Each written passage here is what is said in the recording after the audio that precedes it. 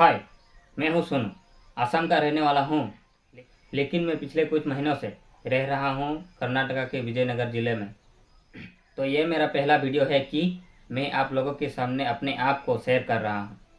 वो इसलिए क्योंकि मुझे भी एक यूट्यूबर बनना है, लेकिन ना मेरे पास महंगा फ़ोन है, ना कैमरा, ना कोई माइक, बस एक सिंपल सा एंड्रॉयड फ़ोन।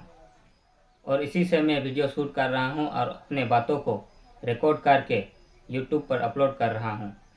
और सभी को बता दूँ कि इससे भी पहले मैंने एक दो वीडियोस अपलोड किया है इसी चैनल पर वो वीडियो मैंने अपने भाषा में बनाया है, तो शायद सबको समझ में नहीं आएगा और शायद नहीं आ रहा होगा। तो इसीलिए आज से हिंदी में वीडियो बना रहा हूँ ताकि सबको समझ में आए। तो अगर मेरा ये वीडियो किसी के पास भी पहुँचता है तो प्लीज़ इस वीडियो को पूरा देखें, और अगर वीडियो अच्छा लगे तो प्लीज़ लाइक, शेयर, कमेंट और चैनल को सब्सक्राइब करना ना भूलें, क्योंकि मुझे इस बार सपोर्ट की बहुत ज़रूरत है। फिर मिलेंगे नेक्स्ट वीडियो में, तब तक के लिए बाय बाय।